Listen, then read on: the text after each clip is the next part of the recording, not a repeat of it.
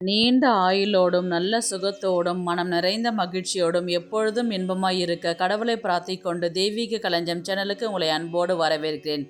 ஆன்மீக அன்பர்கள் அனைவருக்கும் என் பணிவான வணக்கத்தை சொல்லிக்கொண்டு இந்த பதிவினை தொடங்கலாம் வாங்க. நம்ம சேனல் இப்போ தான் ஃபஸ்ட் டைம் பார்க்குறீங்கன்னா ப்ளீஸ் சப்ஸ்கிரைப் பண்ணிக்கோங்க. நான் போடுற பதிவுகள் உடனுக்குடன் உங்களை வந்து சேரும். அதன் மூலம் நீங்கள் கேட்டு பயன்பெறுவீர்கள். தை கிருத்திகை என்னைக்கு வருது, வரலாறு, விரத முறை, நெய்வேத்தியங்கள், பலன்கள் பற்றி முழுசாக தெரிஞ்சுக்கலாம் வாங்க. வீடியோக்குள்ளே போகலாம். முருகப்பெருமானுக்கு உரிய விரதங்களில் திதியில் சஷ்டி திதியும் நட்சத்திரங்களில் கார்த்திகை நட்சத்திரமும் முருகனின் அருளை பெற விரும்புபவர்கள் இந்த 2 விரதங்களையும் அனுஷ்டிக்கலாம். ஆடி கிருத்திகை போல் தை கிருத்திகை மிகவும் விசேஷமானதாகும். மங்கள மாதமான தை மாதத்தில் வரும் கிருத்திகையில் முருகப்பெருமானுக்கு விரதம் இருந்து வழிபட்டால் செவ்வாய் தோஷத்தால் வாழ்க்கையில் தடைப்பட்டு இருக்கும் அனைத்து விதமான மங்கள காரியங்களும் நடைபெறும். தை கிருத்திகை என்றாலே அது முருகனுக்குரிய விரத வழிபாட்டு நாள். வேலை, திருமணம், குழந்தை வரம் ஆகியவை கிடைக்க வேண்டும் என்பவர்கள் கிருத்திகை அன்று முருகப்பெருமானுக்கு விரதம் இருந்து வழிபடுவது நல்லது. தை கிருத்திகையில் முருகனுக்கு விரதம் இருந்தால் வீட்டில் சுபிட்சங்கள் பெருகும். முருகப்பெருமானின் அருளால் வாழ்க்கையே சிறப்பாக இருக்கும். கந்தனை வளர்த்த கார்த்திகை பெண்களை சிறப்பு செய்யும் வகையில் கார்த்திகை விரதம் முருகனுக்குரிய விரதமாக போற்றப்படும். தை பிறந்தால் வழி பிறக்கும் என்பது போலவே தை கிருத்திகையில் விரதம் இருந்து வள்ளி மணாளனை வழிபட்டால் குறைகள் அனைத்தும் தீரும், நினைத்தது நடக்கும் என்று சிவபெருமானே வாக்கு சொன்னது. கார்த்திகை விரதத்தில் 6 விதமான நெய்வேத்தியங்கள் படைக்கப்படுகின்றது. கார்த்திகேயன் 6 முகனாக விளங்குவதால் 6 விதமான பூக்களை கொண்டு அர்ச்சனை செய்யப்படுகின்றது. கோவில்களில் சண்முக அர்ச்சனை என்று முருகனுக்கு 6 விதமான அர்ச்சகர்கள் கொண்டு 6 விதமான மந்திரங்கள் ஓதி அபிஷேகங்கள் நடைபெறும். இந்த அபிஷேகங்கள் செய்பவர்களுக்கு அதில் கலந்து கொள்பவர்களுக்கும் வேண்டுதல் நிறைவேற்றுவதாக ஐதீகம். ஒரு வருடத்தில் உத்தராயணம், தட்சியாயனம் என 2ஆக பிரிக்கப்படுகின்றன. ஆடி முதல் மார்கழி வரை இருக்கும் 6 மாதங்கள் தட்சியாயனம் என்றும், தை மாதம் முதல் ஆனி மாதம் வரை காலம் இருக்கும் 6 மாதங்கள் உத்தராயணம் எனவும் பிரிக்கப்படுகின்றது. உத்தராயணம் என்றால் வடப்புற வழி என்று பொருள்.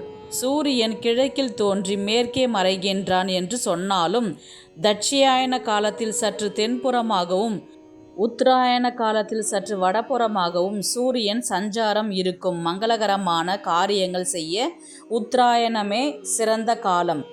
இறப்பது கூட உத்தராயணத்தில் நிகழ்ந்தால் நற்கதி கிடைக்கும். எனவேதான் தட்சியாயன காலத்தில் பாரத போர் நிகழ்ந்த போது அடிபட்டு கீழே விழுந்த பீஷ்மர் தான் இறப்பதற்காக உத்தராயண புண்ணிய காலம் வரும் வரை காத்திருந்து உயிர் நீத்தார்.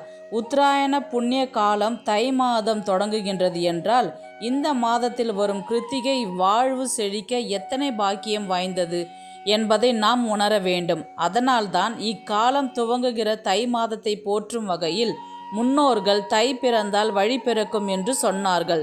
தை கிருத்திகையில் விரதம் இருந்து வள்ளி மணாளனை வழிபட்டால் குறைகள் அனைத்தும் தீரும், நினைத்தது நடக்கும் என்று சிவபெருமானே வாக்குறுதி அளித்ததாக சொல்லப்படுகின்றது.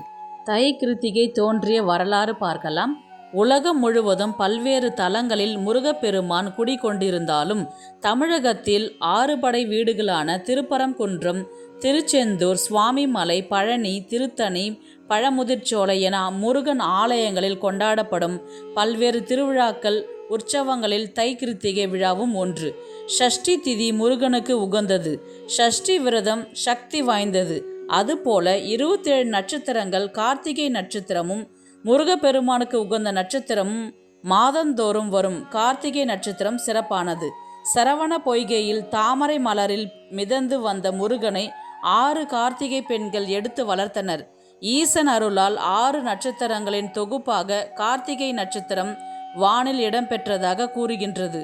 கந்த புராணம் கார்த்திகை பெண்களை சிறப்பிக்கும் வண்ணம் கிருத்திகை விழா கொண்டாடப்படுகின்றது. தை கிருத்திகை என்னைக்கு வருதுன்றது பார்த்தீங்கன்னா ஜனவரி 27ஆம் தேதி செவ்வாய்க்கிழமை அன்று வருகின்றது.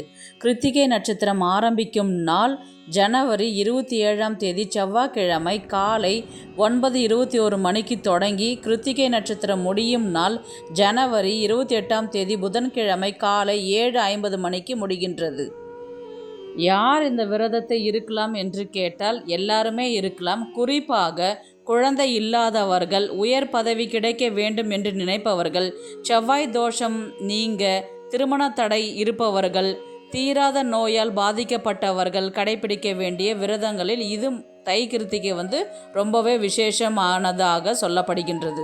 தை கிருத்திகை என்று செய்ய வேண்டியவை, செய்யக்கூடாதவை என்ன என்று பார்க்கலாம். செய்ய வேண்டியவை: மனதை தூய்மையாக வைக்க வேண்டும். விரதம் இருப்பவர்கள் கந்த சஷ்டி, கந்த புராணம் பாராயணம் செய்யலாம்.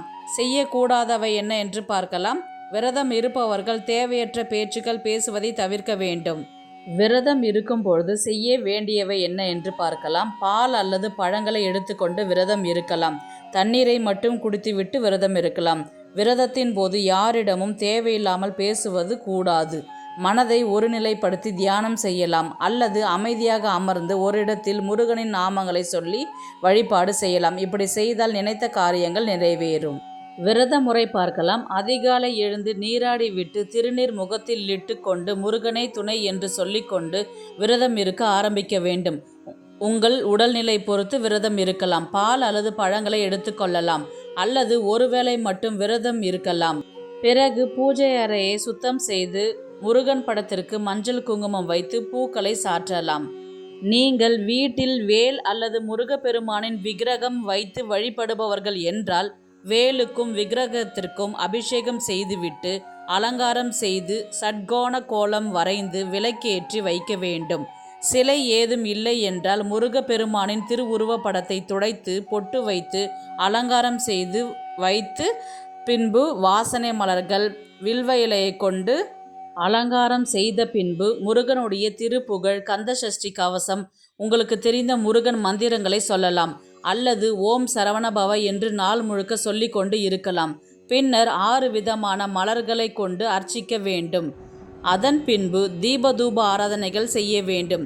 இதே மாதிரி 6 விதமான நெய்வேத்தியங்கள், 6 விதமான பூக்கள் கொண்டு, அதிலும் குறிப்பாக வில்வத்தால் முருகனுக்கு அர்ச்சனை செய்வது மிகவும் சிறப்பு. மற்றும் 6 விதமான மந்திரங்களை கூறி பூஜையை நிறைவு செய்த பின்பு மாலை கோவிலுக்கு சென்று வெற்றிலை தீபம் ஏற்றலாம் அல்லது ஸ்டார் போட்டு நம்ம சட்கோண கோலம் ஏற்றலாம் அல்லது நெய் தீபம் ஏற்றலாம். பிறகு உங்கள் மனக்குறைகளை முருகனிடம் சொல்லி மனதார வேண்டிக் கொண்டு விரதத்தை நிறைவு செய்து கொள்ளலாம். 6 விதமான நெய்வேத்தியங்கள் கோவிலுக்கு எடுத்துகிட்டு போயிட்டு அங்கே பசியோடு இருக்கிறவங்களுக்கு நீங்கள் தானமாக கொடுக்கும்பொழுது உங்களுடைய வேண்டுதல்கள் நிறைவேறும் என்பது நம்பிக்கை. நெய்வேத்தியம் பார்த்தீங்கன்னா சர்க்கரை பொங்கல், வெண்பொங்கல், தயிர் சாதம், எலுமிச்சை சாதம், புளியோதரை, தேங்காய் சாதம் ஆகிய நெய்வேத்தியங்களை ரெடி பண்ணி நீங்கள் பூஜையை செய்ய ஆரம்பிக்கலாம். இந்த 6ம் செய்ய முடியலனாலும் சர்க்கரை பொங்கல் மட்டுமாவது செஞ்சு நீங்கள் பூஜையை செய்ய ஆரம்பிக்கலாம். வீட்டில் சண்முக அர்ச்சனை செய்யும் முறை: நெய்வேத்தியம் சர்க்கரை பொங்கல் படைச்சிட்டு வில்வத்தால் அர்ச்சனை செய்து கந்தர் அலங்காரம் பாட வேண்டும். பிறகு தீப தூப ஆராதனைகள் செய்ய வேண்டும். 2வது நெய்வேத்தியம் புளியோதரை செய்து செவ்வரளி மலர்களால் அர்ச்சனை செய்து 2வது பாடலான கந்தர் அலங்காரம் பாடி தீபதூப ஆராதனைகள் செய்ய வேண்டும். 3வது நெய்வேத்தியம் எலும்பிச்சை சாதம் படைத்து மறிக்கொழுந்து மலர்களால் அர்ச்சனை செய்ய வேண்டும். 4வது நெய்வேத்தியமாக தேங்காய் சாதம் படைத்து பன்னீர் ரோஜா மலர்களால் அர்ச்சனை செய்ய வேண்டும். 5வது நெய்வேத்தியமாக வெண்பொங்கல் படைத்து முல்லை மலர்களால் அர்ச்சனை செய்ய வேண்டும்.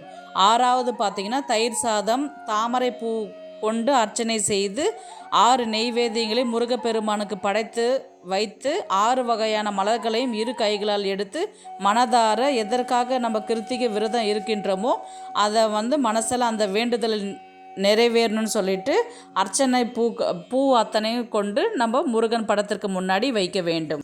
6 விதமான நெய்வேத்தியங்கள், 6 விதமான மலர்களை கொண்டு விரதம் செய்ய முடியாதவர்கள் எளிமையாக எப்படி செய்யுதுன்றது பார்க்கலாம்.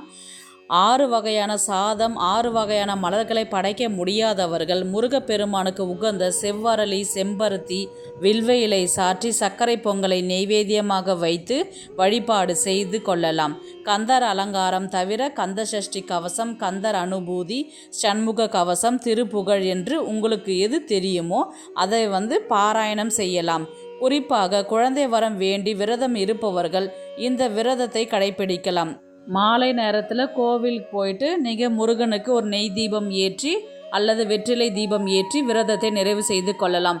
கோவிலுக்கு போக முடியாதவங்க வீட்டிலே வெத்தலை தீபம் ஏற்றலாம். சட்கோண கோலமிட்டு அதில் தீபம் ஏற்றி உங்களுடைய வேண்டுதல்கள் வைத்து விரதத்தை நிறைவு செய்து கொள்ளலாம். தை கிருத்திகை அன்று விரதம் இருந்தால் கிடைக்கக்கூடிய பலன்கள் பார்த்தீங்கன்னா, வேலவனை வணங்குவது நமது முதல் வேலை என்று சொல்வது போல முருகனை வணங்கினால் அனைத்து வகையான தோஷங்களும் நீங்கும், வேண்டியவை யாவும் கிடைக்கும். கிருத்திகை நட்சத்திர அன்று விரதம் இருந்து முருகப்பெருமானை வழிபடுபவர்களுக்கு நிறைவான அறிவு, நிலையான செல்வம், நீண்ட ஆயுள், அன்பும் பண்பும் நிறைந்த வாழ்க்கை துணை, நல்ல குணமுள்ள பிள்ளைகள் அருள்வார் முருகப்பெருமான். குழந்தை வரம் வேண்டுபவர்கள் சஷ்டி விரதம் இருப்பது போல தை கிருத்திகையில் விரதம் இருக்கலாம். கிரக தோஷங்களால் திருமண தடை விலகும், உயர் பதவி கிடைக்கும். கிருத்திகை விரதம் இருந்தால் நினைத்தது நிறைவேறும், கேட்ட வரம் கிடைக்கும். செவ்வாய்க்கு அதிபதியான முருகப்பெருமான் என்பதால் தை கிருத்திகை நாளில் முருகப்பெருமானின் 6 படை வீடுகளுக்கும் சென்று தரிசித்து செவ்வாய் பகவானின் அருளை பெறலாம். செவ்வாய் தோஷம், கர்மபுத்திர தோஷம், சொத்துக்கள் வழக்குகள் பிரச்சனையில் பாதிக்கப்பட்டவர்களுக்கு இந்த கிருத்திகை தினத்தில் முருகப்பெருமானை நினைத்து விரதமிருந்து வழிபட்டால் உங்கள் கவலைகளும் பிரச்சனைகளும் நீங்கும். எனவே நாமும் இத்தகைய சிறப்பு வாய்ந்த தை கிருத்திகை நாளில் முருகப்பெருமானை மனதார வழிபட்டு அவரின் பரிபூர்ண அருளை பெறுவோம். இந்த வீடியோ உங்களுக்கு பிடிச்சிருக்கும்னு நினைக்கிறேன். இது போன்ற ஆன்மீக தகவல்களுக்கு நம்முடைய தெய்வீக களஞ்சியம் சேனலை சப்ஸ்கிரைப் பண்ணிக்கோங்க, ஹைப்பும் கொடுத்து விடுங்க. மீண்டும் ஒரு நல்ல பதிவில் சந்திக்கலாம். உங்களிடமிருந்து விடைபெறுவது உங்கள் புனிதவதி.